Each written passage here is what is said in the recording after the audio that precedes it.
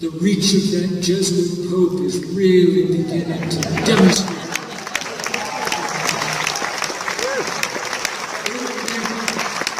It'll be his first address to the United Nations General Assembly. He's going to set the tone for an anti-poverty summit where leaders will adopt ambitious new global development goals for the next 15 years. So this, on the 70th anniversary of the founding of the United Nations, the Pope really is going to be giving them the marching orders for the next decade and a half. That's right. And then following this meeting. And so what Francis himself says, all Christians need an ecological conversion, whereby the effects of their encounter with Jesus Christ become evident in their relationship with the world around them.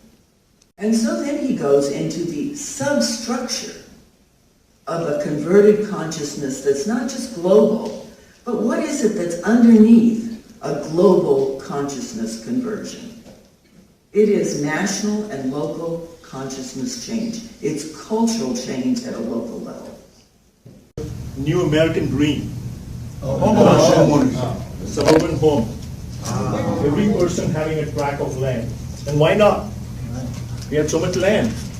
And it was pushed by the tax dollars that were coming from the gas tax. Guess what? That model is over. We're no longer building suburban tract homes. We're building very few of them. The new model is what? It's not quality of life. Where you have a single family home, you have your TV, and you have 2 cars in the garage. But it's more focused on quality of place. So we're replacing quality of life with quality of place. So the suburbs were a correct response to meeting the needs of the baby boomers. That whole 50-year period, the 50-year cycle, is now at an end. So now what? Secretary Fox issued a draft study earlier this year called Beyond Traffic, a framework for the next 30 years and what the different transportation implications are going to be. And our job is to help finalize that framework by going around the country and hearing the perspectives of stakeholders like you in these different mega regions. First of all, it's great to be in Long Beach, California, in the Southern California mega region. Let me talk about the term beyond traffic. This is a term that the Secretary actually developed as we were developing this report. And we called it beyond traffic because it's more than just driving a car. It's about buses, it's about rail, it's about high-speed rail, it's about light rail, it's about moving freight, it's about everything that involves our transportation system. We wanted the Beyond Traffic to be more than just not a prescriptive document, so we wanted it to be something that framed a national discussion. And it has to be about what our country needs, both now and more importantly, 30 years in the future.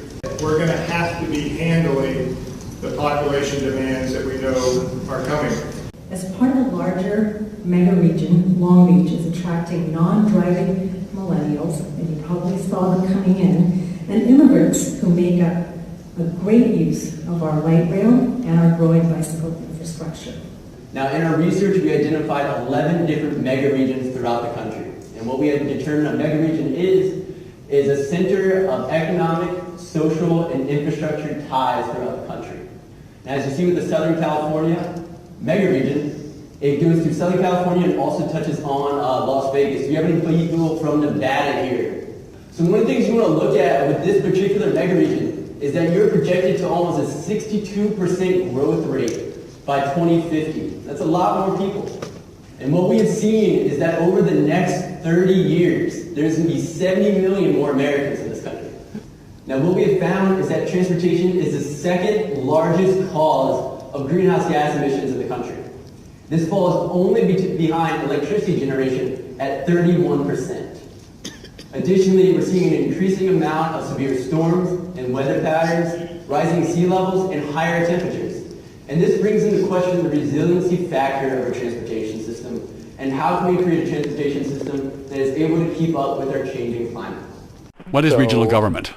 Regional government is basically, very few people know what SCAG is. We know what it is because we're involved in this world. Southern California Association of Governments covers 19 million people in Southern California. They are an unelected,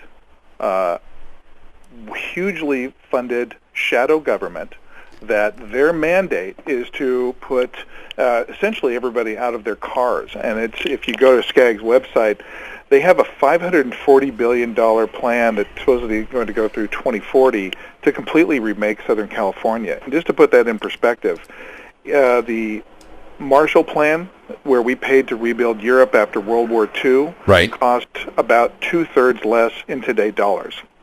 So my question is, what exactly are they planning to do with all that money? And it's completely rework the roadways. This is all based on a thing called sustainable development that you listeners may or may not know about. But it is it's a fairly radical environmentalist idea that believes in global warming, believes cars are the thing that is causing it, and it works to get everybody out of their cars into public transportation on bikes and on foot. The head of SCAG is Hassan Ikarata, who is literally a former economic planner in the Soviet Union, and he said that in a great nation like ours, you can't let people do what they want. It has to be coordinated. Thank you for being here. I think a couple of things I want to start with.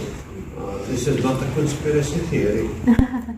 This is not a regional government coming to tell local cities and local communities what to do. The central plan is called a Regional Transportation Plan. It's actually a federal environmental document that makes sure that everything that we do in our region reaches all of the environmental impact targets that we have in Southern California. The total cost to implement the plan is about $500 billion. I just have a question about how, you know, how things change over time, and you keep talking about stakeholders. I mean, who are these stakeholders you're talking about who are interested in helping these minority communities? So we actually have over 800 stakeholders on our just on our EJ contact list alone, and I believe we have that many more just on our RTP-SCS list.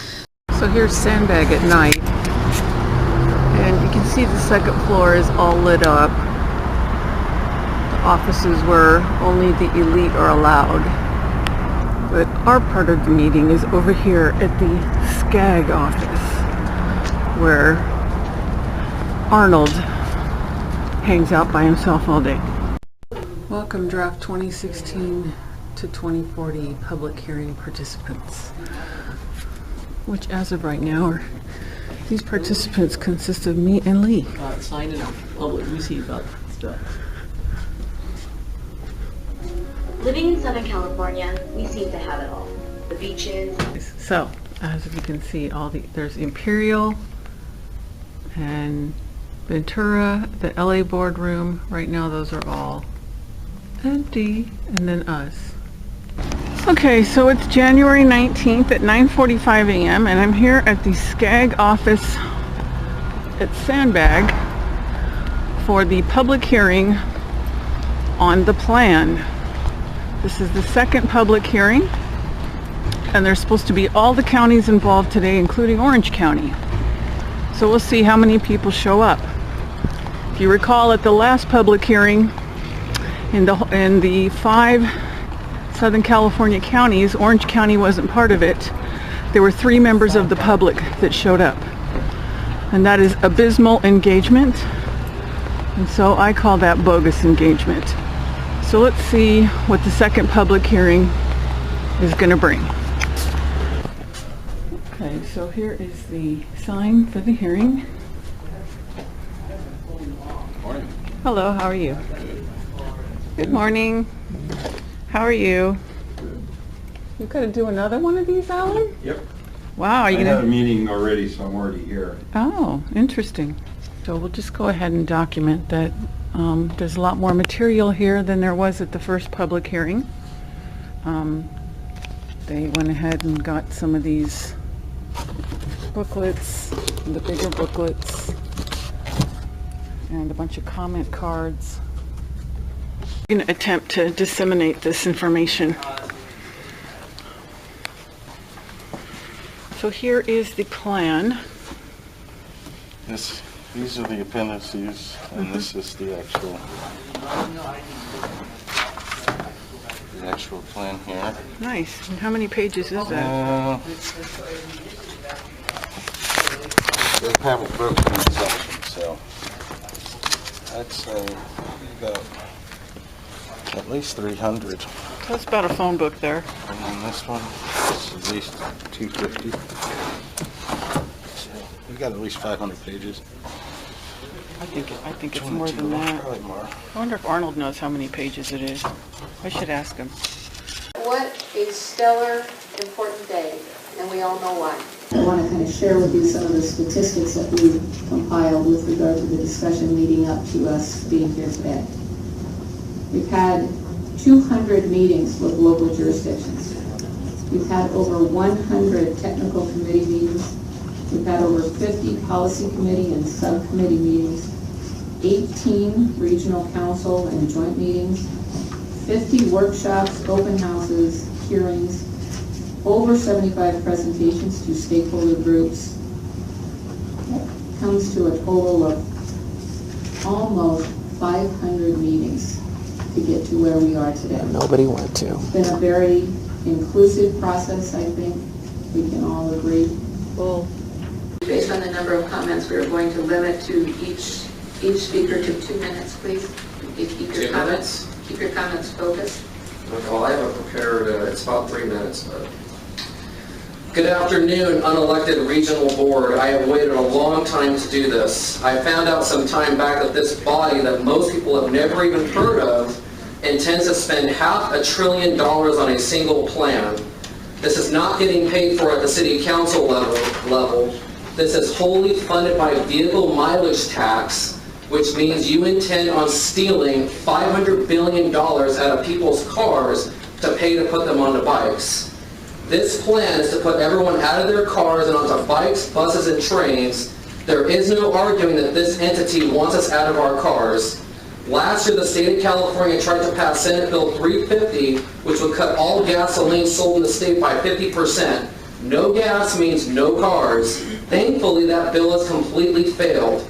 SCAG's own numbers state that 95% of the population is driving around in cars, which means the vast majority of people wouldn't like this plan to begin with, but most people don't even know this is occurring. This is criminal. Where's the media at? Why aren't there 50 cameras back here documenting this is going on?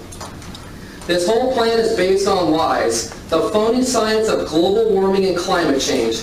Carbon dioxide is not a dangerous pollutant. If you believe in God, you know that it's not possible for CO2 to be bad for the planet. Plants need CO2 to live. We are told that millennials are just dying to live in tiny apartments, not drive, and hang out in parks all day. It's time for a little wake-up call. This came out the other day. It says, guess who's moving to the burbs? The millennials. This one also came out the other day. It says, millennials love to drive. Everything being presented is social engineering and propaganda. This is an LA Times article from a few days ago. Here's what it says about the drought. It says the best weapon against water shortages in the future is a sensation of crisis today. This is all propaganda and social engineering, all $500 billion of it. I went to a meeting a few months ago and I recorded Alan Wapner refer to the Regional Transportation Plan as the central plan of Southern California. Central plan, he admits it. This is central planning. Central planning is communism. Mao's China, Stalin's Russia did these 5-year, 10-year, 20-year plans, and here we are engaging in the same behavior. America was not planned. America exploded into being out of a revolution. America did not become great because it was planned. America became great because it was free, and all this planning puts everyone into a box, literally and figuratively. To show you that this is communism, the other day, I only have another line to go. There's only a couple people speaking anyway. The other day, the LA Times, they had an article. Sir, Sir, Thank you. I'm almost finished. To show you this is communism, the other day the LA Times published this article that actually said the millennials want to live like communists, and then this article referred to this concept as sustainable communities, which is what this plan is based on. Don't approve this communist central plan. We don't need to change California into a smart slave grid, and don't need another $500 billion coming out of our pockets. Thank you for listening. can I just say that one of the things that I think makes this country great is that we can listen to all points of view. We appreciate you being here. And if you want to spend a few minutes with any person here in the room, we could probably assist you with some of the information presented. Moving on. Next one is Trustee Capps. Hi, you guys are really rude to laugh at him. You should just listen and try to absorb some of this information. My name is Trustee Capps. I'm a toll-free IE. We're a group dedicated to stopping toll lanes in San Bernardino County. In a great nation like ours, you can't let people do what they want. It has to be coordinated. Right, Hassan? In a great nation like ours, you can't let people do what they want. It has to be coordinated. Does that sound American to you? Is that the principles that our nation was founded on? Go ahead, laugh at me if you want. What he just said is absolutely correct. Please not yell. We're not deaf. People like us. Anyways, do the same way. You're on a microphone. I'm upset because you just all laughed at someone who came all the way from West Covina. Anyways, I'm using my time. I have some pet names for Hassan. I won't share them. He knows what they are. This is a nonsensical plan that actually creates traffic. It erodes our freedom. I attended all 4 public hearings. The engagement was absolutely abysmal. An example is 19 million people in the region and only 14 letters. And we should have held this meeting in a stadium, but people don't know what you people are up to here today because they've done it all under the radar. So in closing, because that rude lady who's running this meeting is going to do the 2-minute time thing, honorable means deserving honor and respect. So I have a scripture for you, Proverbs 11:14. Without wise leadership, a nation falls. There is safety in having many advisors. And I would just urge you all, you were all elected to represent the people in your cities, not to take Hassan's edicts and rubber stamp them. So I hope today, as you vote, you will live up to the title honorable that SCAG has bestowed on you. Thank you. So we're not just representing the 350,000 people that are in my city, but I'm representing 18 million people in this Southern California region. One thing that came up during some other comments that I would like to add onto my list here is sort of city engagement. And just because I'm here representing 3 cities doesn't mean that each of those cities was disengaged in this process. I do plan to vote for both the items, but I want to clarify on the 710, I support the tunnel, and to me this is an environmental justice and social justice issue. Those people, mostly minorities, who gave their homes or businesses reluctantly or willingly for the existing 710. As you heard, it's about a $500 billion project. There are thousands of projects contained in there. It's thousands of pages long. The other thing you have to take into consideration is that when the federal government reviews a document, if they see that it's like a vote of 40 to 39 or something like that, they're gonna take more scrutiny in reviewing the document than if it's an overwhelming approval of the document. They might send something. So what I would urge you to consider doing is supporting the RTP as we've been requested to by many folks in our stakeholder group. So with that, Madam President, I'd like to make a motion based on that recommendation that the PEIR be approved. I think we have a motion and a second on item number 2, which is the PEIR. The motion is to approve, to certify. Please ballot.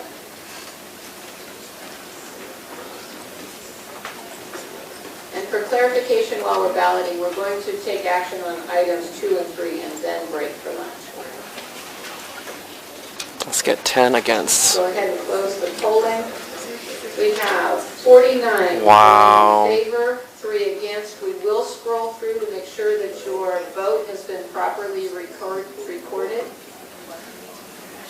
So I just found out that SCAG, which everyone in the room behind me denies as communist, they are communist. They are implementing United Nations Agenda 21 Sustainable Development. Of course, they pretend that they don't know what that is, but here they are receiving an award from the United Nations for their sustainable development goals. So SCAG is implementing United Nations Agenda 21. There's no doubt about it. There's no hiding it. They are not working on behalf of the people. They are working on behalf of the United Nations. Shame on all of them. Those people inside are all traitors. They have gone against their oath to uphold the Constitution. The UN does not supersede anything that the United States of America upholds or does. When did we go from a local control government to a federal control government? They fool you into thinking you have local control. You don't. Now when it comes to emission standards and environmental impact. So environmental justice is also a federal requirement.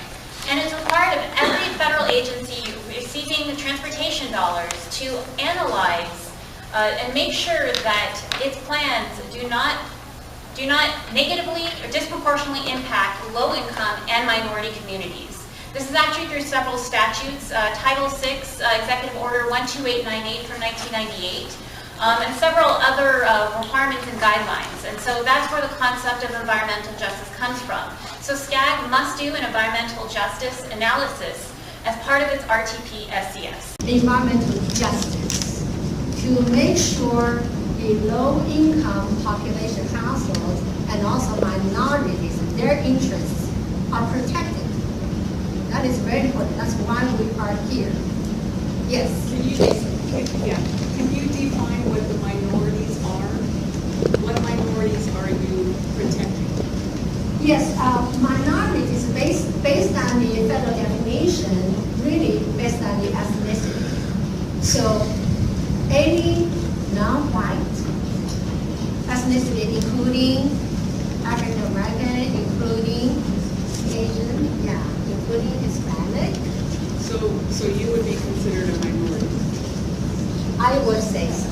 So by the federal definition, yes. Okay, I just want to understand what you're saying. Yes, absolutely.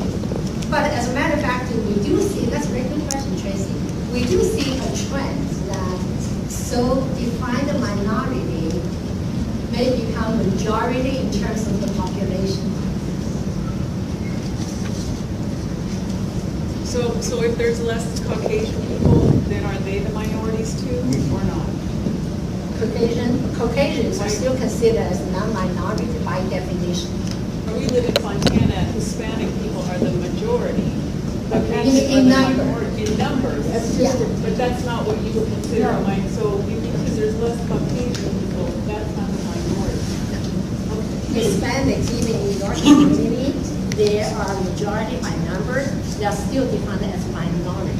I may be white, I may not be low income, but the fact of the matter is that doesn't mean that everything has to be distributed equally and evenly, because there is such a thing as structural disinvestment and structural racism, and this is what this plan is trying to do. It's trying to contradict centuries of disinvestment. What's the scope of what we're talking about? Number one is regional policies. First, one of the most important things about conducting environmental justice analysis is understanding what groups we want to determine impacts, what groups we want to analyze and figure out how is our plan affecting these communities. So starting with identifying environmental justice population groups, starting with our minority population. Climate adaptation is looking at how communities will develop strategies to address certain climate change impacts. So like sea level rise. We know that our oceans are rising, and so there are going to be impacts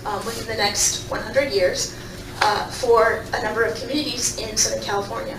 So we need to look at who are the people who are living in those areas, and will they be impacted, and are they environmental justice communities specifically. So just to reiterate what these are. We looked at every place, every community in the SCAG region, and selected out the ones that had the highest third of minority and low-income population. So this really helps us look at the areas that have the highest concentration of our environmental justice populations. Those individuals who have come over here and said that you don't represent the community are completely mistaken. This community is 90% Latino, 45% undocumented, and these two individuals deserve the right to be here. Dennis, can you run on an affordable housing platform as a supervisor? No. Because the base of people who would vote for an affordable housing platform don't live in my community yet, right? So you've got to create a, I mean, if this is the agenda, you're going to have to create the base from scratch, and then you're going to have to make sure that they vote, and then you're going to have to make sure that I know that they vote. Are communities that are sometimes threatened or intimidated by giving comment in a language that isn't as comfortable to them. So those are kind of the things that we're thinking about and we're looking at when we're building the high-speed train.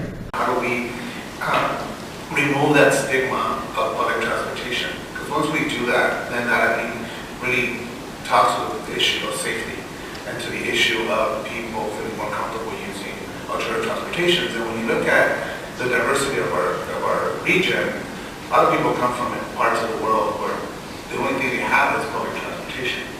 So how do we, create that?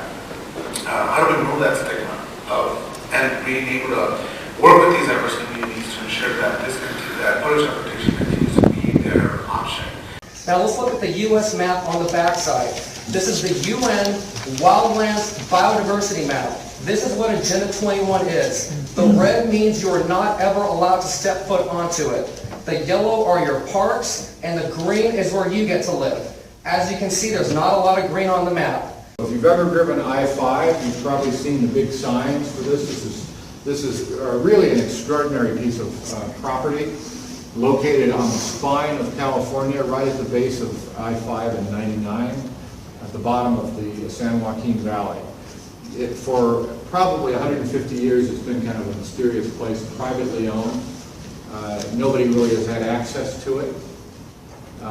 You may have seen the signs, you may have seen the incredible wildflowers that blanket the western edge along I-5 in the spring. But it's always been very much at the top of the list for conservation in California. And the reason for that is it's the largest private landholding in California, 270,000 acres, 9 times the area of the city of San Francisco. And it's all contiguous and it's all under one owner. It's a huge opportunity for conservation. And this is really the main reason why. You have the San Joaquin Valley ecosystem, you have the southern Sierra Nevada ecosystem, you have the Mojave Desert, and you have the coastal range. All of them come together on the Tejon Ranch. That means the species interact, both animal and plant. And to have this much land unfragmented and really under the control of one owner that you can get in a room with and sit down and talk to is great. And there's been lots of efforts over the years to persuade the Tejon Ranch Company, which is a publicly traded corporation, to talk about conservation, and they've always said no. So I've already kind of explained why this is significant from a conservation perspective. We call it the holy grail of conservation in California. I'm on the 10 freeway right now, about a mile from where I live, and I want to show you these giant Agenda 21 walls that they're building to go along with this freeway widening project that they've been doing for quite some time. These walls are huge. They're about 15 feet up, and essentially the way it looks to me is you are trapped in this corridor as you drive through it. And of course the walls also can double as keeping people out. And so this is how it looks on the other side of the walls that I was showing you along the freeway. And as you can see, there's houses here. So there are people who live on the opposite side of this freeway, and right outside their house is this giant wall. We've seen a lot of progress in Fontana, and we have enjoyed a real progressive trend in our city. San Bernardino County is an awful big mouthful to be able to put onto a logo or a name. And we really wanted to represent how this region is becoming very progressive. We're not saying that necessarily everything that's in here has to be done, next year, but it's really thinking about taking the opportunity when it makes sense to do it. You know how difficult it is to hear these gentlemen from the front counter? It's incredibly difficult because they're incredibly busy and in a reactive mode. So we're getting them away from that reactive mode to be here and to do some progressive planning. Think about the future. We're looking at policies, developing policies, and getting this as far as we can. We are trying to increase people getting, as the once woman that got up here and spoke, who said she brings her car home on the weekend, and then it's walk and bicycle the rest of the weekend. That's progress, ladies and gentlemen. So what we're looking to do in the city of Rialto is participate in a nationwide trend to increase pedestrian and bicycling, walking and bicycling in the community. We need money for a bike plan. We need a bike plan. On transportation, we want to make sure that our roads continue to be in good shape. And we also want to make sure that our streets and our roads are more bike friendly and pedestrian friendly. What can be done to further encourage biking and walking? Last Saturday I had the opportunity on the trail I didn't really ride the bike. I took pictures by the bike. I'll put that out there. I did not get on that bike. Wow, so you're working on Saturday? Well, at least you didn't have to go too far, right? No, it's 20 miles. Yeah, so did you ride your bike?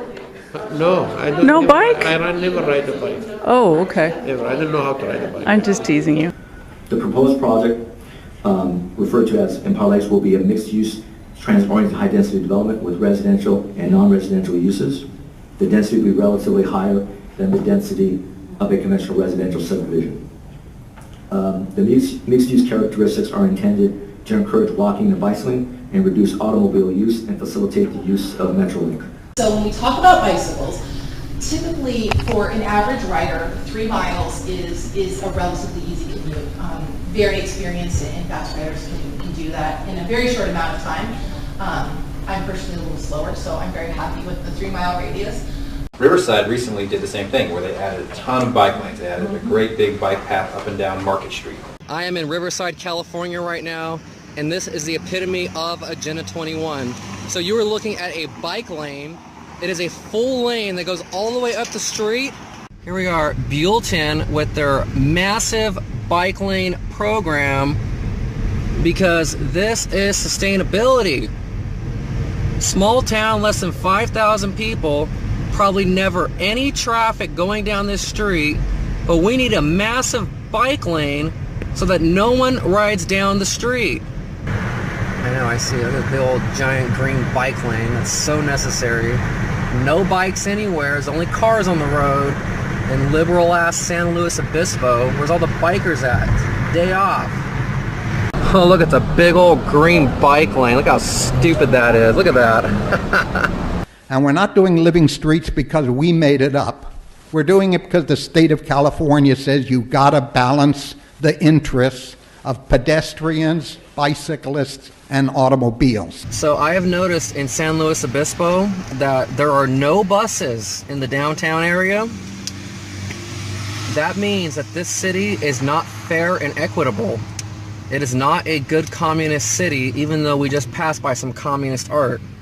So they need to redo their general plan so there can be buses everywhere, because people can't get around if there's no buses.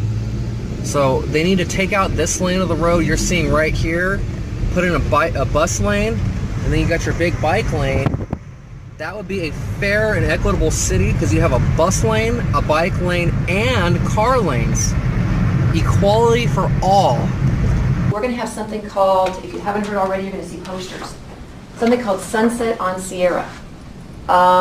Who would like to talk about what this effort is? Sunset on Sierra is it's an event in the downtown. We're going to transform the downtown. We're going to shut down a couple of streets. We're going to transform it into a variety of different types of walking and cycling or bicycling options. we are here in Fontana at the Sunset on Sierra demonstration event, and what they are doing here today is they are shutting down the streets so that cars are not allowed to drive for bike and pedestrian only traffic.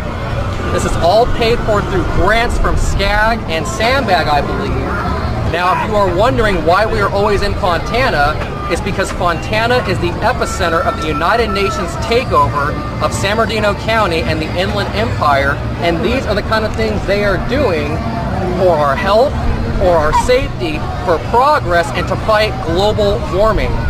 So this is your future, America, shutting down the streets, shutting down your economy, and I've been walking around for a while, nobody's buying anything, the restaurants are empty, so this is what they consider to be progress. So check this out. This is what the empty streets of Fontana looks like on the Sunset on Sierra event. There's not a whole lot of people out here. I've seen hardly anybody on bicycles. Almost everybody is walking, and that's because people would rather drive their cars than have to walk and ride their bikes everywhere. So this is what it looks like when your economy is shut down in the name of progress so that the planet does not get too hot. And what I have started to realize about this event is this whole event is all about propaganda for the city. So we have more city tents coming up. We have Healthy Fontana. We have the Community Services Department.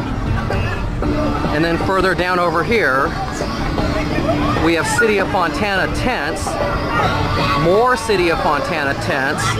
So this whole event is about propagandizing city services.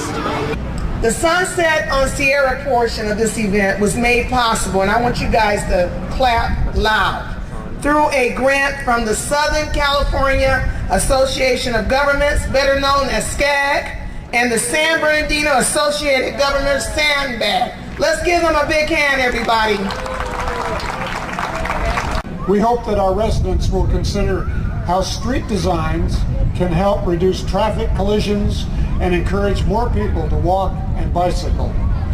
Bicycling or walking not only keeps our communities active and healthy, but by creating dynamic and connected communities, it also fosters the local economy by catalyzing small businesses. People on bikes make more frequent trips to local businesses compared to those who drive. So walk, bike, skate, or roll along Sierra and check out the new features like protected bike lanes and parklets. We hope this demonstration event will only be the beginning of a safer and healthier San Bernardino County. Now, this is about safety for our communities. This is about a campaign that SCAG, Southern California Association of Governments, started a while back to make sure that people can bike and walk safely without worrying about accidents. I will challenge any city in our region, and this is a great city here in Fontana, to make sure we make this permanent so the communities could do these activities. The trend is nationwide that more and more people are seeing fewer people who want to drive, more people who want access to a wider variety of ways to get around. Through encouraging people to get out of their cars with a development pattern that allows them to do that. How do you get people out of their cars unless they feel safe riding in a transit system when all we've known is the security of our cars? Our top 5 areas were, at first it was transportation, and then it sort of expanded into the green and sustainable transportation idea of maybe getting out of our cars, having a trolley system, a better public transportation system, going north, south, east, west, so we can reach areas and get out of our cars. I'm a 33-year-old college graduate, and one thing that I did learn at college is new urbanism, and I think this is a perfect example of it.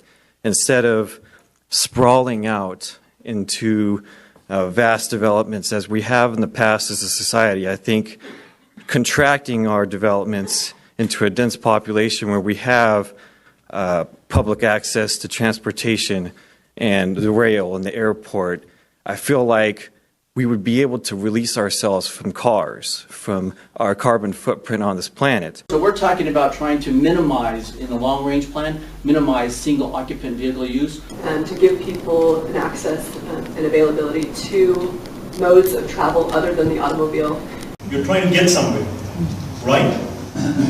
if you didn't have to drive, that's even better. I'm confident we will create the narrative around what we need to do about transportation. If you look at transportation, I view us looking like New York, where people will in fact rely more and more on public transportation to get to and from one point to the other. Something to consider, because we're talking about keep people work right where they're at, sticking around, not getting on their cars and driving around, so that could be something to consider. You want to strive to have a parking problem, right? I mean, ultimately, that's your goal, is to have so many people that you have a parking problem. I take responsibility for the pain that my decision will cause you.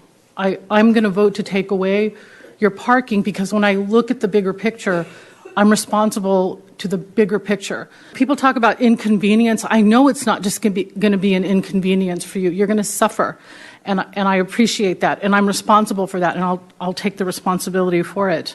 But this decision that we're making tonight is 50 years into the future, 100 years into the future, and that's my job, is to make that decision. We also have to spend time in educating the younger population on the value of transit. And because as they become the new riders or the new users of public transportation, we have to find a way to guide them away from the single cars and understanding the value of transit. We also have to spend time, because we have a number of baby boomers who are retiring in place, and we have to find ways to teach those folks on using public transit, because the majority of us in here today have grown up with cars. And now we have to look at a new way of transporting people as the population grows. So we have to be more agile with technology. We have to look at how with complete streets, we have to look at how complete streets look at walking, biking, public transportation. And we have to educate two populations that are growing tremendously in this area in the country, the younger population and the aging baby boomers. Hey, Buzz. Bus. Wow, look at all these buses. This is crazy. Oh my God. What's happening right now? Why is there so many buses? And most of them are empty. We are living in an age that would make the people that, there's an old book called Propaganda by Edward Bernays. We would make him blush by how much of a lie we are living in right now. We are being lied to at every level, from top to bottom, about everything. It is pure crap. Likewise, all the decisions we make on these other subjects drives the demand and the type of demand, and I think that land use question is going to be a big one because it creates demand. What kind of demand are we going to drive? Are we going to drive or instigate, I shouldn't use the word drive, are we going to instigate demand that relies on driving? Are we going to instigate demand that can rely more on transit or walking or biking? Because we're responding as transportation professionals to the demand that's put in front of us. This is about a plan that identifies what you as a community hope for. Most of this change is going to be market driven. This is the redevelopment agency isn't here anymore. Nobody, the government isn't going to go buy property and build buildings. This is going to be market-driven, but it's going to be vision-inspired and shaped by what we want. So this whole process began in 2010 with the countywide vision. And the Board of Supervisors with the county CEO looked at producing this overreaching vision for the county. We're walking, biking, and taking transit more and driving less. With sidewalks everywhere, walking and biking routes, and improvements that make it easier and more convenient to take transit, we have safe transportation choices that connect us to community destinations and contribute to better air quality, physical health, and access to jobs and activities. So, before I have you count off into groups, any questions about anything that I've talked about? I have a question. Well, is that our vision? Did you just tell us what our vision is? This is a draft which the committee is going to work on. Oh, great. That's not my vision, not even close. This is the vision that was adopted or discussed, and there was a consensus at the end of the stretch on how we want to see West Covina downtown redevelopment. So we're talking about your vision. No, this is not my vision. We're not talking about my vision. I'm representing what the community came together and decided collectively. And then we just wanted to highlight some of the density-related policies in the general plan, just to show kind of our vision, what we've heard from the community. Wait, she said our vision. I see our vision, meaning the community of Upland, Uh-huh. to concentrate No, growth it's and your strategic- vision. It's your vision. You just said our vision. The reason why the city has a climate action plan is because some state bureaucrat, probably from Skag or Sandbag, lied to you and said it was a state requirement to have a climate action plan. This is not true. The purpose of a climate action plan is to regulate greenhouse gas emissions, streamline building so things get built faster, and it makes it easier to submit to Jerry Brown's mandates. This is what your city did to you when they signed you on to a climate action plan. Why is it beneficial to have a climate action plan? So having a plan is always good because it identifies for you, where and how to target improvements and cost efficiencies. It helps you think through what you should be doing. Having a cap also increases the city's eligibility for certain kinds of funding that pays for projects that can have multiple benefits. So to set a goal for our greenhouse gas reduction, we need to know our source of greenhouse gas emissions. And the Sandbag plan lays this out for every city. This cap focuses most of its attention on reducing greenhouse gas emission through building. The screening table is the only thing that we're requiring for the cap. It's a selection of menus for builders, developers to meet our cap requirements in building energy efficiency. They list a number of points that the developers can choose to incorporate different building materials, for example, different windows, different doors, to accomplish different level of energy efficiency improvement. And they need to have at least 85 points to meet our cap requirement. That's the state's recommendation, and that tells you how important our state government thinks climate change is and how important is the role that it should play in our comprehensive long-range plan. So how are we going to tie the climate action plan into our general plan update? We propose that we adopt a climate action plan. And that, with our new general plan, we will set goals and policies. And then the general plan is going to reference the climate action plan as an implementation tool. The beauty with that is that so when there is a new state legislation on greenhouse gas emissions, we don't need to update or amend the general plan to address that. We can just amend this implementation tool, which is the climate action plan. Do builders at this point already have to build according to greenhouse gas standards, yes or no? Yes. Okay. Because they have to follow the California Building Code. Whether we have a cap or not, they have to follow that. Oh, okay. Exactly. So this wouldn't affect that? No. Okay. And there is a financial incentive for us as a city to be able to apply for grants that we would be able to acquire if we have a cap versus if we don't. Is that correct? That is correct. Okay. Yes, I shared that information with you in one of the prior workshops. We will be more competitive for grants. Now, and can that also lead to more control by the state? Yes or no? Depends on the source of the grant. So It may be a state grant, so- it may so- may not be a So state grant. if it is, it can then, is that correct? Any grant, you have to meet the guidelines of the grantee. So, but we won't be able to even attempt to apply for the grant without the cap? I wouldn't say that. We will be more competitive. We can certainly try to get any grant that we want to attempt to get, but with a cap we will be more successful. in being awarded? I believe that the distortions in the marketplace for housing are not a bell curve, but they've been a constant curve, and they're getting worse. And so the challenge we have is SB 375, AB 32, cap and trade.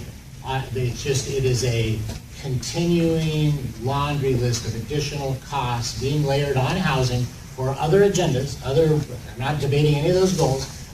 In addition, as part of the Assembly Bill 32, or the move to cap greenhouse gas emissions and the cap and trade program that was established to run along with that, revenues are coming in higher than had originally been anticipated. So the last auction was in February, netted about $650 million that would then flow to a multitude of uses. So actually that would, because the state of California is, pushing so many, conservation efforts and, renewable energy and everything.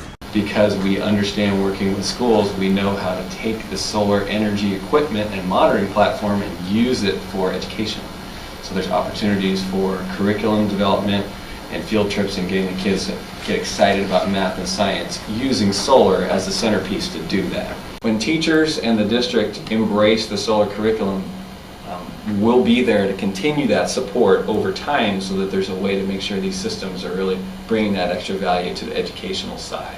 Okay, I'm in Rancho Cucamonga for the City Hall meeting tonight, and they've got this cute little car here. Clean Fuel Healthy RC electric vehicle. Car number 122. Wow.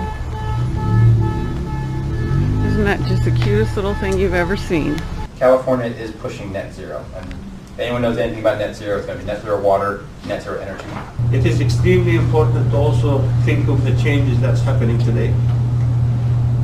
The changes of Uber and Lyft and Airbnb and the millennial generation and how they think about transportation. The Hero program. Is this the one where you can get solar or something like that? Exactly. So we help finance energy or water efficient renovations. You help finance it? Through property taxes. Through property taxes? Up to 20 years. Okay. And is that like a lien on your house? Yes, so it's called a voluntary assessment. So it's not looked at like negatively, but it is a debt against the property. And the Millennium Act is adapting to that kind of life. So there's something called shared mobility, shared economy. People will continue to drive. Most of us will drive in the future, but we'll drive differently. And what was done by a car probably will be done by 5 cars in the future. So people will drive, but there's the shared mobility aspect. Many of the millennials are willing to stay in houses that others stayed in before, willing to share a car, to share a bike.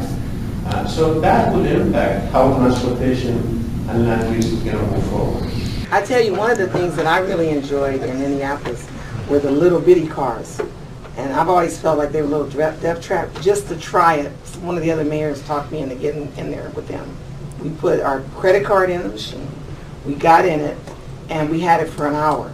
And people were giving us the different fingers up because we could park anywhere. Like there'd be a little spot between two other cars, we were able to just move right in there. So if you ever want an experience when you're up north in Berkeley or Oakland or San Francisco even, you have an opportunity to rent one of those little bitty cars, go ahead and do it, but make sure you know how to drive it. Oh wow, what are these? You have a whole truckload of smart cars on the 60 freeway at Archibald. Car to go. 1, 2, 3, 4, 5, 6, 7,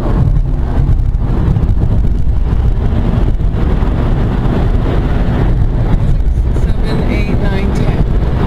10 smart car to-dos. Oh, those look like little death traps.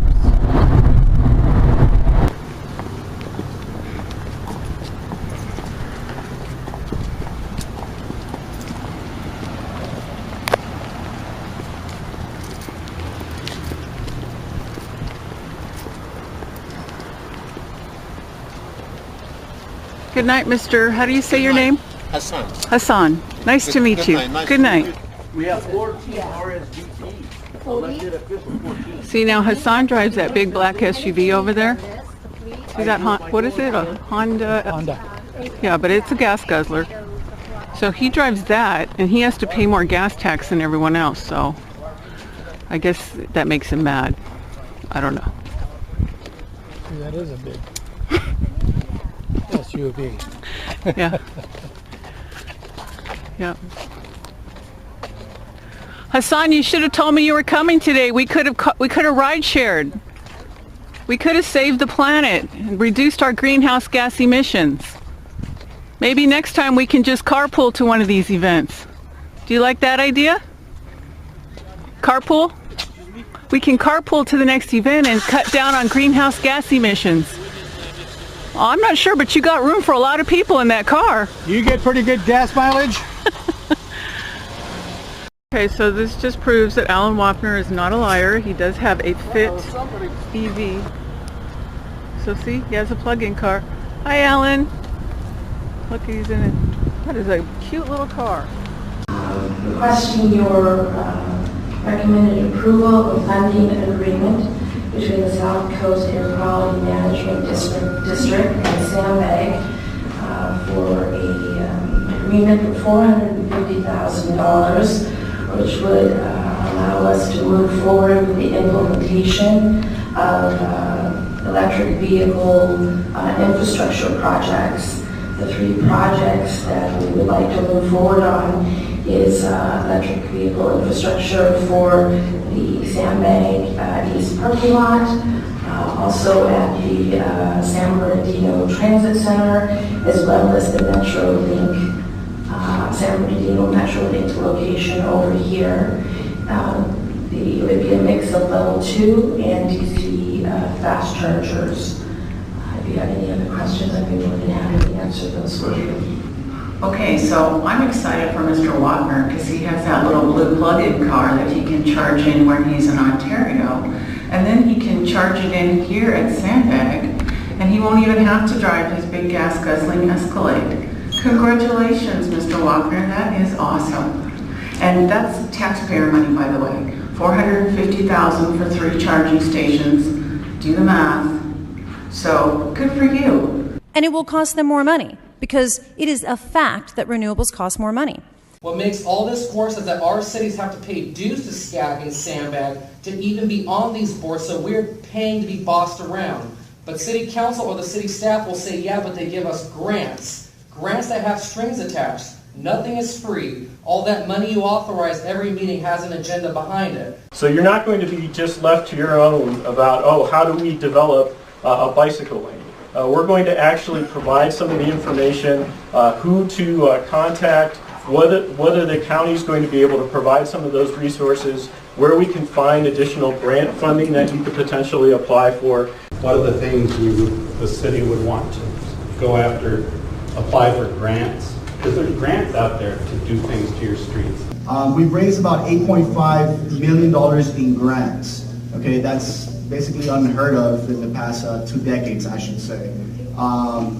And with those $8.9 million, we expect to see huge changes in the next 2 years. In the next 2 years, you will see a very apparent change on Atlantic Boulevard, on Wilcox, and on some of the other major corridors. So that's an ongoing project. That's not going to cost taxpayers any additional financial burden. It's funded by grants that we continue to receive from entities such as Edison.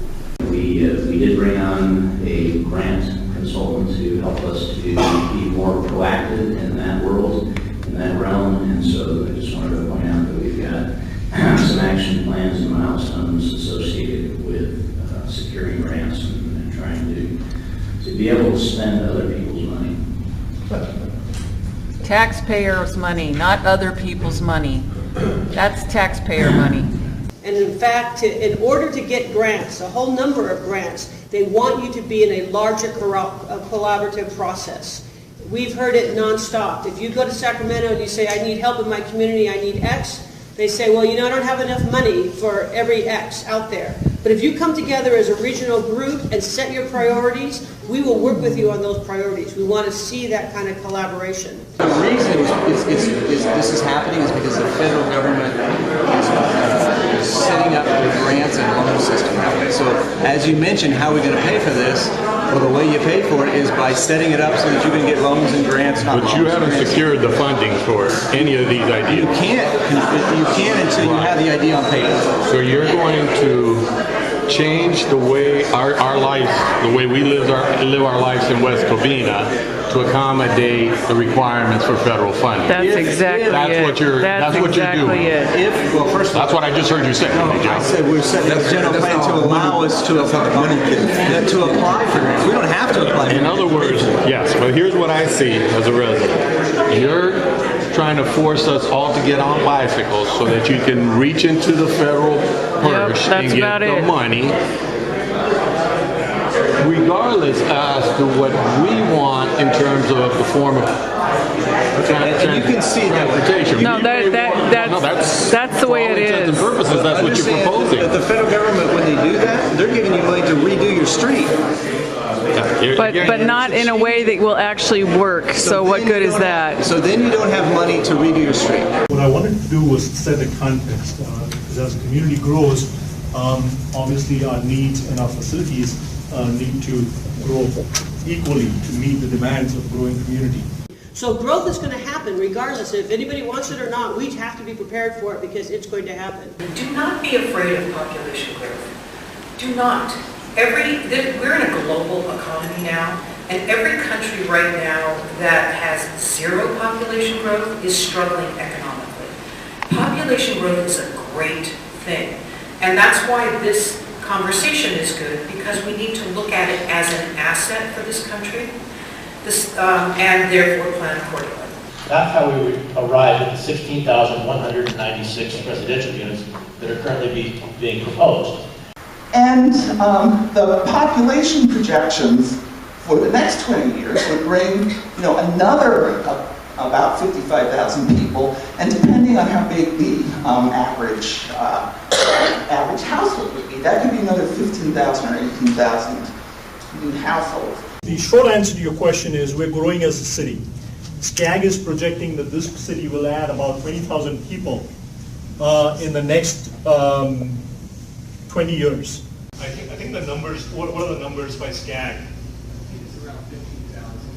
15,000 over the next 20 years.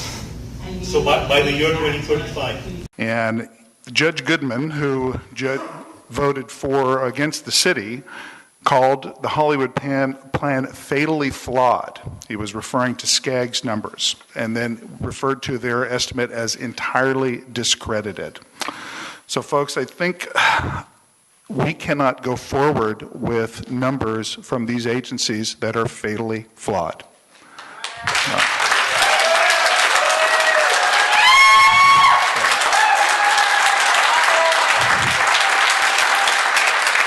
Where are all these people going to be coming from? Because a lot of people are leaving California. Businesses have left California. So where are we going to get the increase in population? There are also birth rates. And what we are also observing is that fewer and fewer people are having fewer and fewer kids. Fewer children are being born. Fertility rates have been cut in half. For those of you who have been in West Covina since it was founded, we zoned West Covina and every other suburban community in this country, every single one, to meet the needs of the baby boom household with children. More than half of the households in American suburbia have children in them. We're like 60, 70%. Those days are gone. They're absolutely gone. It's going to be the rare community in this country, the rare suburb in this country, where more than a third of households have children in them. Yet we're stuck with the planning and zoning templates that just assume more than half of households will have children in them. We have to rethink that template. Times have changed. We're never going to go back to that. Well, never say never. It's unlikely we'll go back to those days. In residential, the trend that we're seeing in San Gabriel Valley and certainly in Southern California is a higher percentage of multi-family units being built over single-family residences. So we look here and we see the U.S. and California growing roughly the same pace over this 25-year period, about 25, a quarter of growth. LA County will grow less. West Covina will grow just about the same rate as the county as a whole. One reason, of course, is that LA County, West Covina, San Diego are really substantially built out. To do anything to grow, you got to tear down a lot of what you have already built. And just a block east or west of Sierra is where someone's going to come in, tear down 5 or 6 old single-family homes, and put a nice something in there, a townhome community or something that we allow them to build. And then those people, like you say, they live here, they walk to the downtown. I would hope that we begin to build in the center of West Covina in a denser, walkable, more compact and diverse way. I am in West Covina in Southern California, and I'm over in what is going to be the new downtown area, where they're already building the downtown area before it's even approved. This is the Wicks project, or the Lennar project. The Lennar project is coming in with 450 new apartments, higher end, not ultra high, but we're looking at, probably $2,000, $2,100 for 800 to a little over 1,000 square foot. Wow, these are built right up to the street. Create a hypothetical case. Look at that, they come right up to the street. Upland Central, new homes. We are in Pasadena. They are building this construction site, Stack and Pack, Lux Apartments, coming soon. Look at this. They're doing this everywhere. Everywhere they're building Stack and Pack. Okay, oh, another one.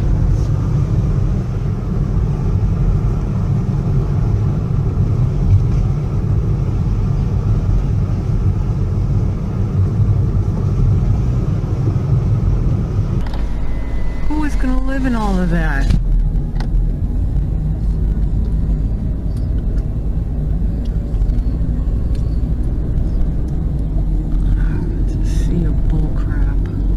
Here we are, Sierra Madre, Pasadena area. Of course, more Stack and Packs being built because you will live where you work. You don't get to leave. We don't want any money leaving the city.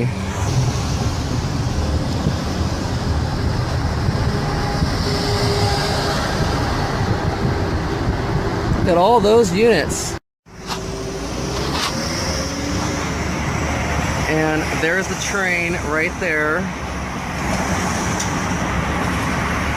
Transit-oriented development. You will live next to the train, pay thousands of dollars a month. Okay, so we're here in Montclair. Okay, so we're here at the Meritage Home Sales Office, and they're putting up the transit-oriented development. And I'm gonna check out what your money will buy you.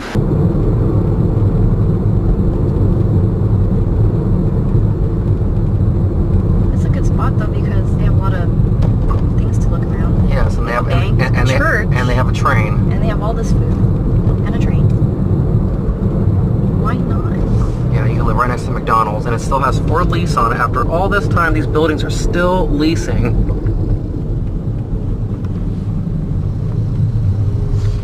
So even though they're still leasing, they're still continuing to build new units, expecting people at some point to just show up and move into them. And so here's the famous Stadium Lofts, the mixed-use building that's been here for a while. But you'll see it's a row wall development. Oh, I know what they're planning here. I've seen the plans. And then of course we have a bus, because this is transit-oriented development land where all you do is ride buses and ride trains and empty train stations. So here's the Stadium Lofts. Aren't you surprised they didn't get rid of lanes? They'll do that eventually.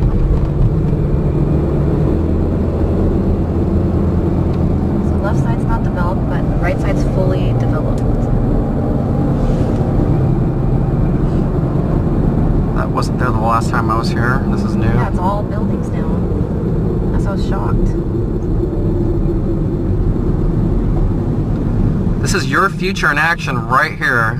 And then there's the Your Home sign. A full boulevard of stack and pack apartments, over $2,000 a month. The bus runs down the street, and everything is still leasing because they say there's all this demand, yet all these places have vacancies.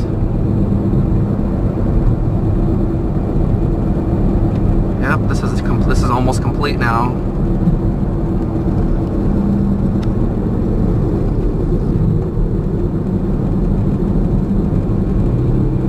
Secondly, never forget, we have a ton of land here. I shared this statistic because people don't realize they know what they see every day, which might be a couple of red lights in front of them at a traffic stop. But in California, we have 100 million acres, 90% of which is either in protected open space or agriculture production.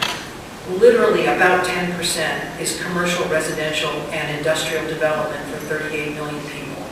We have plenty of land. And by the way, those statistics mirror the US statistics. There's a ton of open space.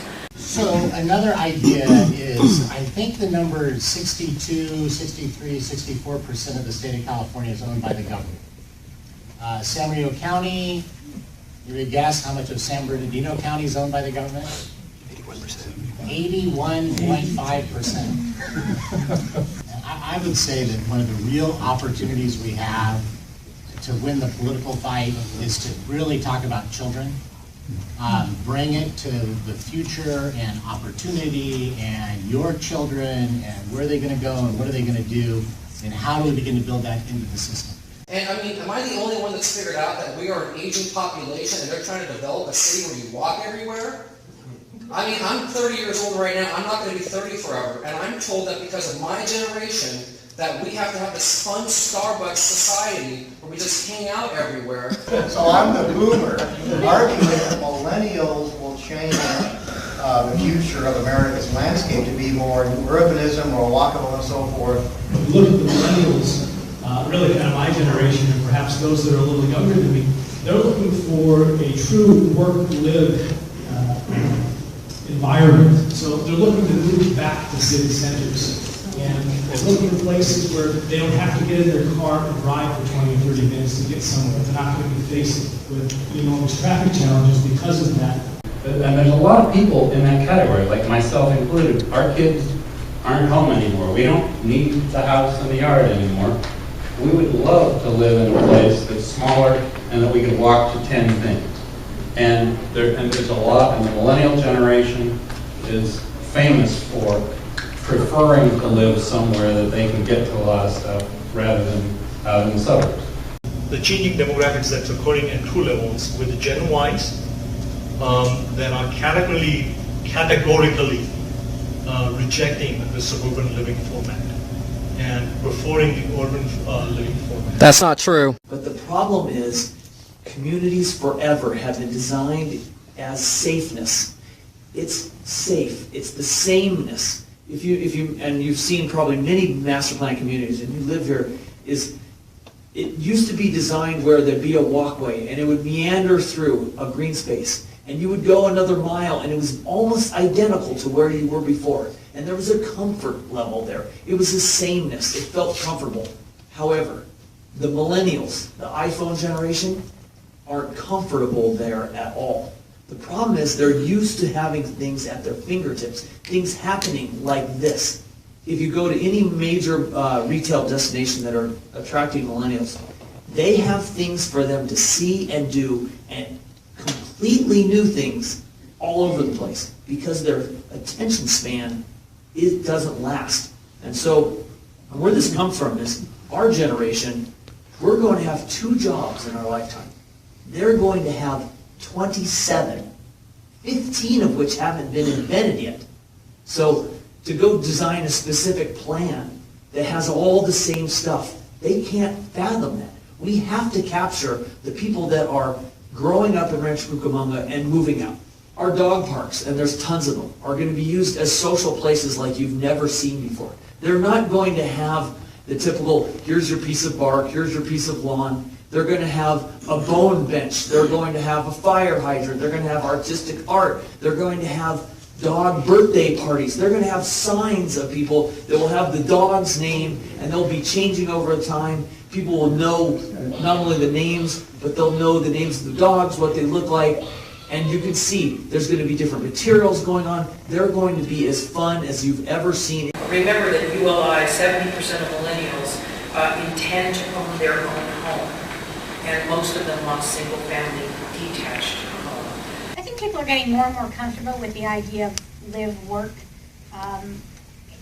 We have a lot of discussion, and at the Ontario Forum that Professor Loveridge mentioned, we talked about the millennials, and are they different than older generations? Do they want to live differently? Do they want to use transportation differently? And Joel Kotkin's report that we're basing this discussion on has a little different conclusion than things that I've seen elsewhere about millennials, which is Let's do a survey. Okay. Okay, all the millennials in the room, how many of you at some point in your life would like to own a home? What do you think, 2/3 about that? And so how many of you would prefer more than that, probably about 80-90%, how many of you would prefer owning a home versus living in an apartment for the rest of your life? So that's just another data. These are Riverside kids, so they may be different. So my reason for being here is I want to talk about the toll lanes. And just the extension of one lane of HOP in each direction is a $550 million project.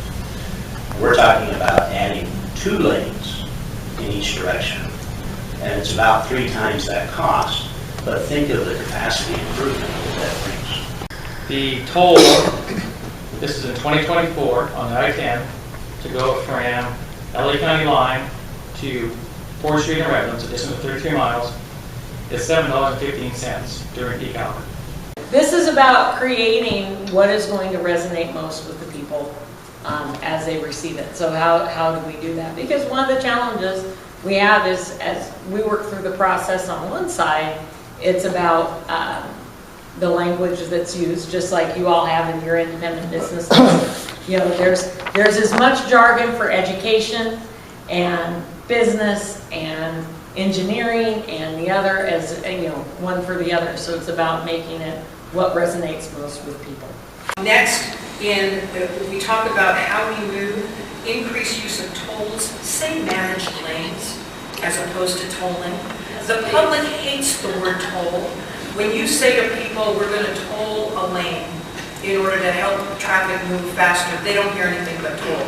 If you say to them, we're going to allow solo drivers to ride in a carpool lane for a fee, they go, oh really? How fun is that? So think about the marketing of how you say what you say, and add stuff to the discussion. Don't take stuff away. Tolling means you're taking something away. So it only makes sense for us to be part of the regional solution, and that's to continue the express lane network. Y'all know I've been voting against anything to do with the funding of what I call a toll lane. You folks here, people call it express lane, which I think is intended to try and trick the people, because it really will be a toll lane. There's an assembly bill right now, 914, that Cheryl Brown has authored along with some other legislators, Mark Steinorth, Connie Leva, and that bill, if passed, would facilitate this plan. They have already made some amendments to the bill, and they're taking out the word toll because it sounds so death-like, and they're going to call them transportation facilities because that makes it sound better. So I will be voting no on this because it still pertains to what you call express lane, what I call toll lanes.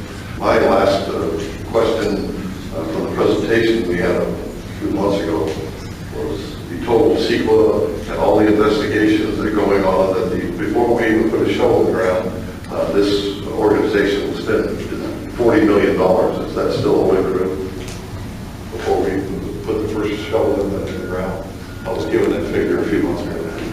The overall numbers that were shared with the board last November and were also provided in this recap binder, total cost up to construction starting in 2019 is actually approximately $100 million. How did I get from 40 to 100 million? I know it's 40 last time I asked. I have a question. Sandbag has a budget of $120 to $130 million a year, and that is supposed to be used for transportation. But yet you are extending debt in the billions of dollars when your yearly budget is $120 to $130 million to build toll lanes. How, if you only have $120 million a year, do you expect the public to think it's okay for you to incur billions of dollars of debt that our grandkids are going to be on the hook for? Unfortunately, we're going to have express lanes so that single drivers can have an opportunity to ride in carpool. Because you say so? No, because it's going to happen. It's already in place. We're seeing it on the 405, the 110, and the 10, and it works. So as a result of California's failed policies, or successful, depending on what side of the war you were on, we are told we need VMT. We are fed this lie that somehow we will pay less if the gas tax is eliminated and we get tracked and taxed for every mile we drive. You are saying there's not enough money coming in, so why would you suddenly change the system so that you collect less money? Just one of many lies. The gas tax doesn't work anymore. You know why it doesn't work? How many of you drive, by the way, electric or hybrid? Those gentlemen are not paying their fair share of maintaining the system, right? And we need to make them pay for their fair share, right? But by having the gas tax system, if you drive an electric car, you pay zero toward the maintenance of the highway system. That's not fair. You're making as much damage to the highway system as anybody else. If you're driving a hybrid that goes 45 miles per hour, you're not paying as much to the system. But the one thing I did agree. No, it's not. Where it talks about hardworking, long-driving Californians can't trust Sacramento with what they do with their tax dollars. And until we can, she urges this thing to get parked. And I think the biggest thing that I see as an impediment is to all of this is that the dollars collected for transportation don't always go back to transportation. You think? And so the credibility issue is a real one. And I think that perhaps. Oh, well, at least he admits that. That will be the impediment to this actually getting. What if there was a device in the vehicle that just as soon as you pulled up to the pump, it transmitted the data since the last time that vehicle gassed up? Just the number of miles driven. For privacy folks, it's not like where they drove or where they were at, but it's just the miles driven. And it gets reflected on the price that you pay in the pump. So instead of, you're not paying the gas tax if you have that device, you're paying just for the miles you drove. So it takes care of any of this credit rebate stuff, where they are doing it in Oregon. You just, you've got that device, there's your charge for the miles you drove. I guess my problem with the tax per mile is that freedom, going anywhere you want, when you want, that freedom's gone. When they can track you at every point. They're tracking you anyway. Every new car sold has GPS on it. So, I agree with you that there's a privacy issue at issue, but again, if people want to follow you, they're going to follow you. They're tracking everything that we're doing and saying. Your cell phone. Yeah, every day, Caltrans tracks where everybody's going based on triangulation of cell phones. So this is just to streamline the process. It's to come up with some kind of a funding source to maintain the infrastructure. Oh, we're broke, basically. That's so if you can come up with alternatives, that's wonderful. So what you're saying is that the gas tax and the DMV tax is not covering the infrastructure cost by any means, not even close. And so what's happening is the infrastructure, you see it, the infrastructure is decaying. So we need to come up with some way to pay for the maintenance. If somebody comes out with the idea that we're going to use the amount of miles you drive as some form of a punitive measure to regulate your behavior, this program is dead. It'll just never happen. Can you define sustainable? Sustainable. Pretty nice. So that we can all just be on the same page, because I've heard a lot of different. Yeah. Yeah, if you could just define sustainable. Sustainable?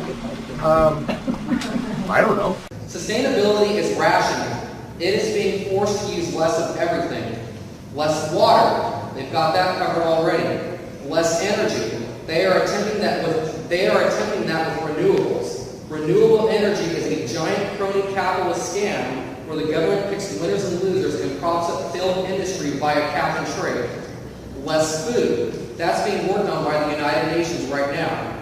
Less mobility. I cannot believe you guys think we are so stupid that people are actually going to believe that going from a car to a bus or a bike is somehow getting around quicker. Seriously, that's insane. Less freedom.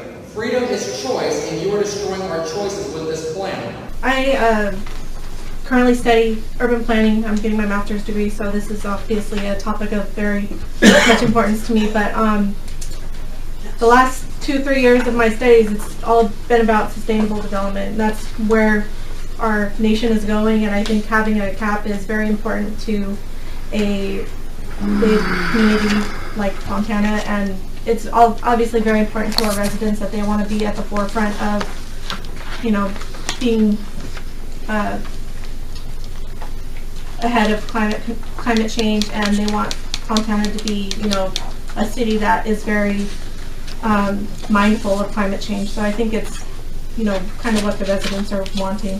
What are we talking about when we talk about sustainability? So I think a very simple way of thinking about it is that it's meeting the needs of the present generation, people who are living today, without compromising the ability of future generations, your children, your grandchildren, your great-grandchildren, to meet their own needs. And so ultimately, what does that mean? Don't use up all the resources today. You know, if you're thinking about what do you want Fontana to be known for, maybe Fontana can be the most sustainable city in the Inland Empire. If you're interested in the subject of sustainability, for instance, of which basically means that you can, you know, life can continue without upheavals. You know, when we talk about sustainability, we're trying to get at all the pillars of sustainability: economic, environmental, social. We have to learn how to generate energy in a more sustainable way. Because we truly want a greener, more sustainable environment for all of our residents. Many of you know that Mayor Eric Garcetti is touting his sustainable city plan for the city of Los Angeles. We in the city of Claremont for many years have had a sustainable city plan. Going back almost a decade, former Mayor Peter Yao initiated an ad hoc committee to look at sustainability, and from the efforts of that committee, we developed our own sustainable city plan.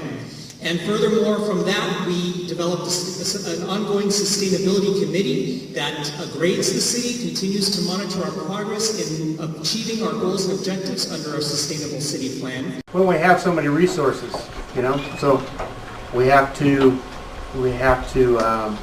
work with what we have. So the resources are finite. I think they are.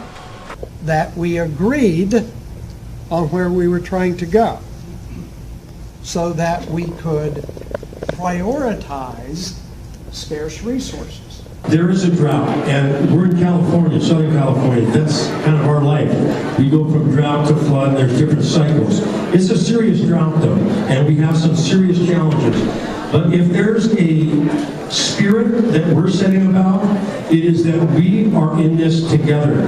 We only have so much groundwater, and so we're giving everyone basically a ticket for groundwater. The question is we have a limited source of supply.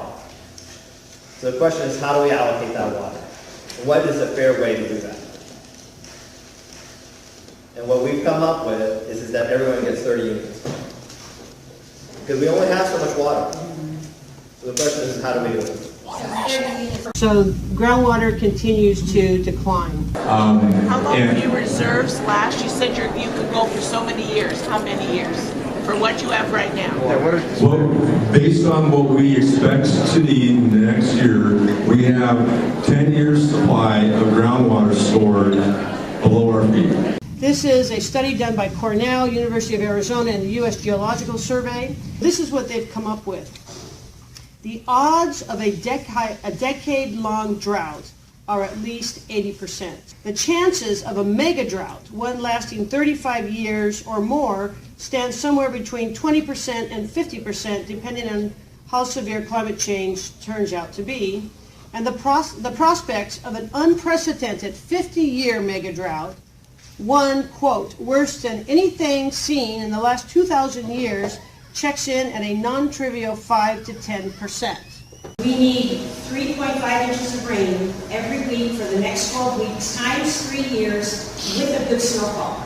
And then we could probably start saying that we will see getting our levels back to where they should in fact be. But ending where we started, the real drought busters is we need a decade or more of above average rainfall and snowpack.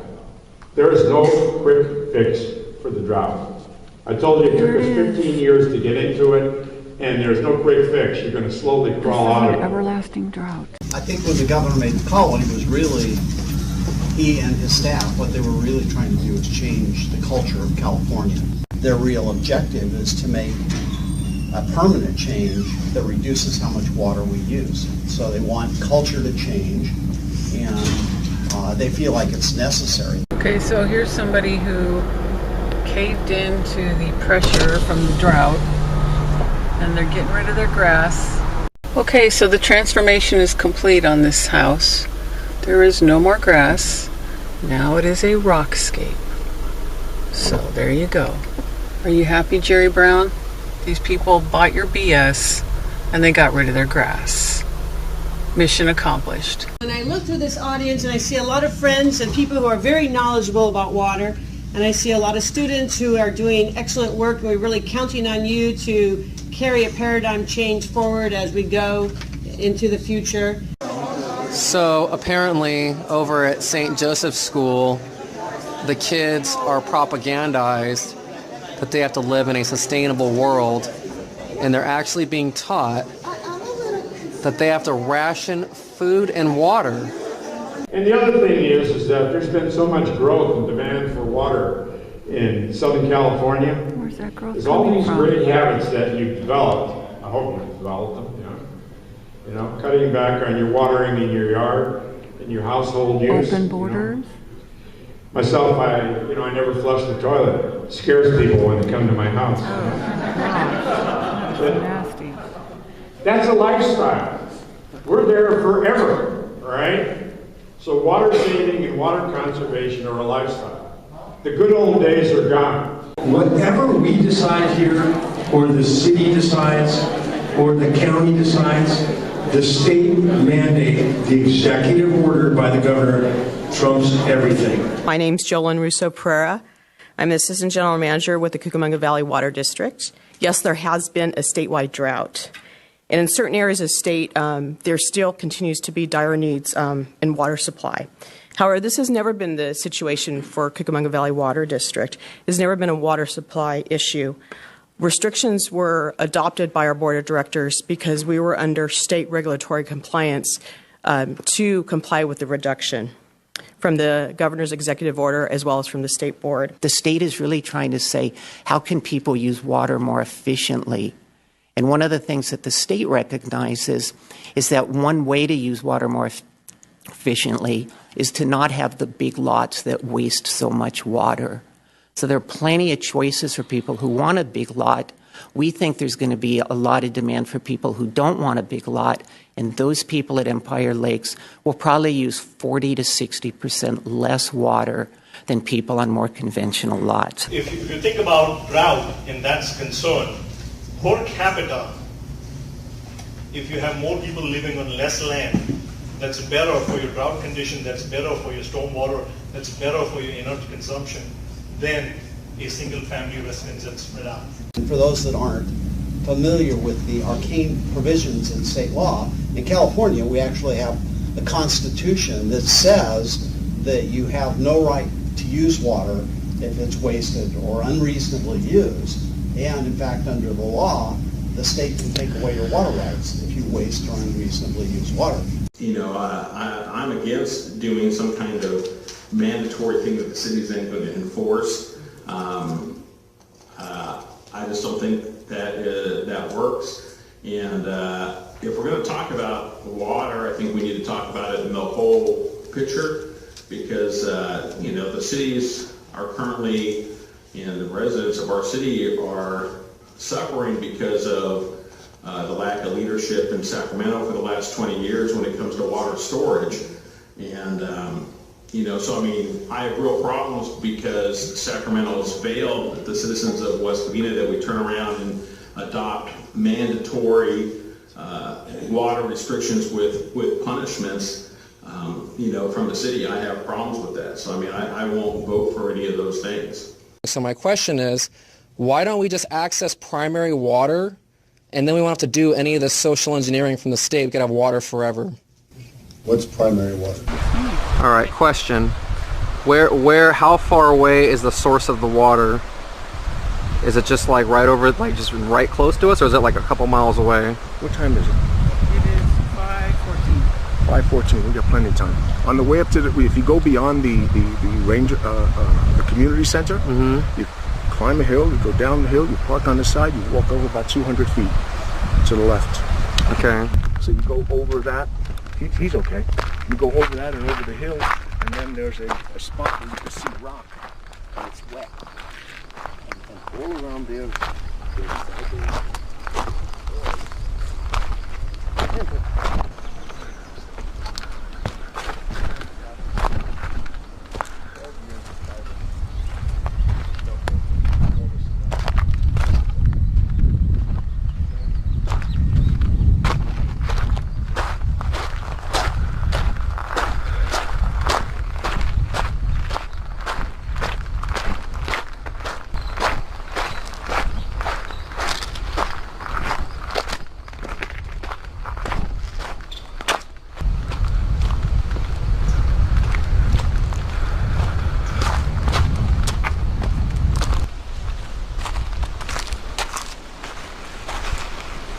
Oh, and now it's moving. Look at this, moving water. See that? Moving water that is coming out of the ground. That's where that creek starts from.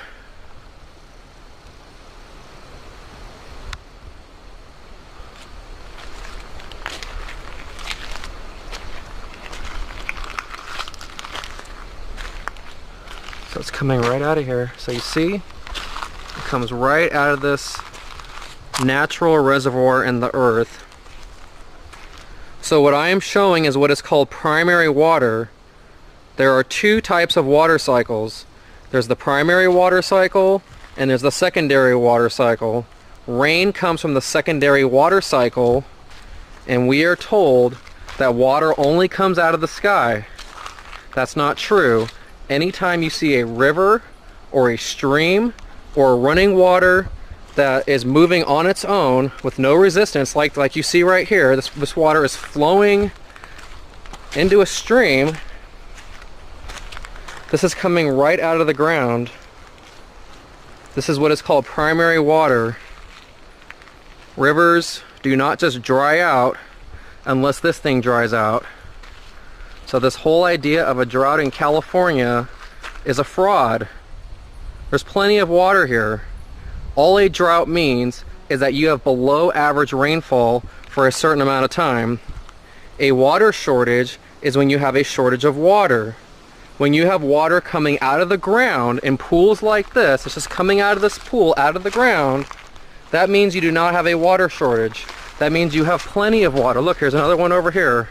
The same one I showed earlier.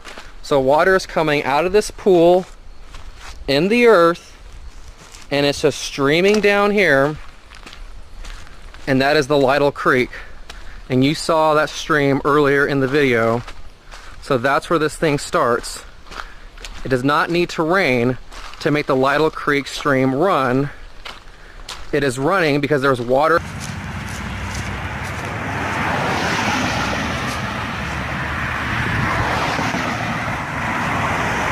There it is. Brown is the new green. This is what sustainability is all about. We would like to take care of, and we have been taking care of every corner of our region. And Imperial County, particularly the border crossing, is dear to our heart. We have just recently funded a few projects specific addressing on the border crossing and to reduce the waiting time as cars come in and to reduce the pollution. What? And we should ask for next question, please. We would like to give the opportunity to the LA downtown office. They're letting people cross faster?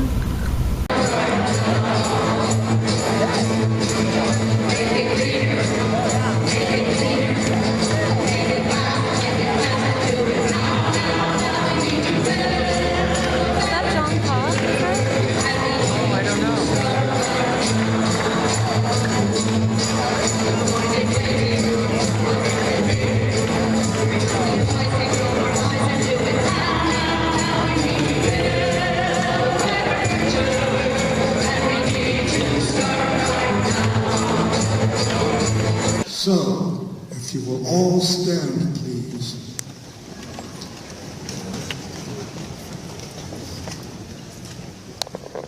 And with the divine beings, and with Bahia himself, let us all take a deep breath and hold it.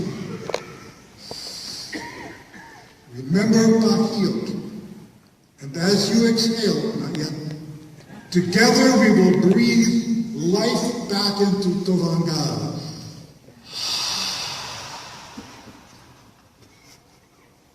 The Holy, it is good. Yamanhene, I go now. And so, for those of you who are not from California, I always like to say, stay tuned,